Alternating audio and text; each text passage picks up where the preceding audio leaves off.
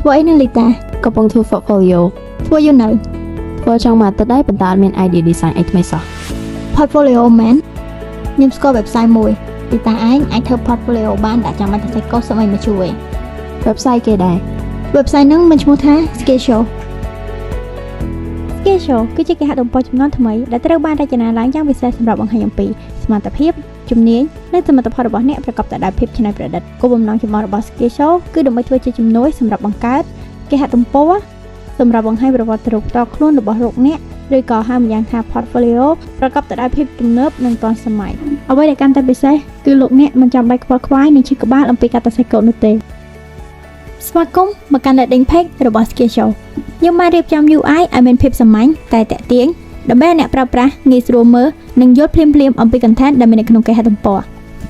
នៅក្នុង section popular template បានបង្ហាញនៅ template ដែលកំពុង trending នៅពេលបច្ចុប្បន្នដើម្បីឲ្យ user មានភាពងាយស្រួលក្នុងការសម្រេចចិត្តជ្រើសរើសនិងព្រមទាំងមានប៊ូតុង More template ដើម្បីនាំអ្នកទាំងអស់គ្នាទៅកាន់ template page ដែលមាន style ស្អាតៗជាច្រើនទៀតសម្រាប់ជ្រើសរើស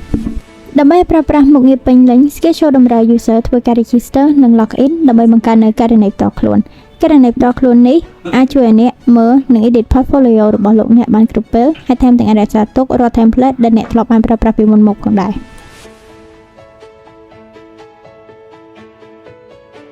នៅក្នុង template page នៅទីនេះបានបង្ហាញរាល់ portfolio template ទាំងអស់ដែលមាននៅក្នុង Skillshow ហើយយើងក៏បានបែងចែក template category ទៅតាមជំនាញនីមួយៗដូចជា developer, designer, photographer និង freelancer ផងដែរ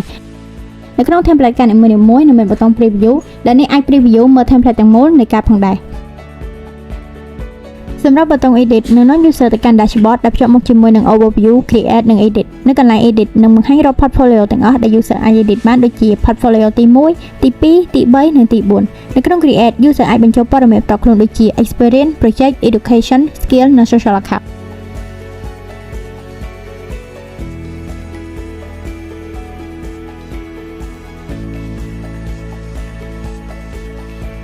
user អាចធ្វើការ update ដោយ click ទៅលើប៊ូតុង edit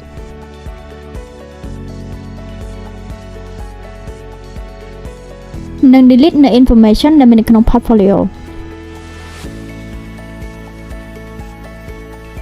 បន្ទាប់ពីធ្វើការ design portfolio រួចមកលោកអ្នកអាចធ្វើការ preview ដើម្បី publish នៅ portfolio ទាំងនោះបានដើម្បីផ្ដល់នូវបទពិសោធន៍ល្អបំផុតដល់អ្នកប្រើប្រាស់យើងបានបន្ថែមមុខងារ dark mode និង light mode ដើម្បីឲ្យសមស្របទៅនឹងតម្រូវការរបស់អ្នកប្រើប្រាស់ជាពិសេស Skillshow ត្រូវបានរចនាឡើងជាមួយ responsive design ដើម្បីផ្ដល់នូវ user experience ឲ្យកាន់តែល្អប្រសើរជាងមុនចំពោះ about page បានបង្ហាញលម្អិតអំពីគោលបំណងនៃការបង្កើត Skillshow និងអត្ថប្រយោជន៍ដែលអ្នកនឹងទទួលបានពីវាបន្ថែមពីនោះយើងក៏បានបង្ហាញអំពី mentor របស់ពួកយើងដែលបានផ្ដល់ការណែនាំយ៉ាងយកចិត្តទុកដាក់ព្រមទាំងសមាជិកក្រុមទាំងអស់ដែលបានចូលរួមបង្កើតគម្រោងមួយនេះឡើង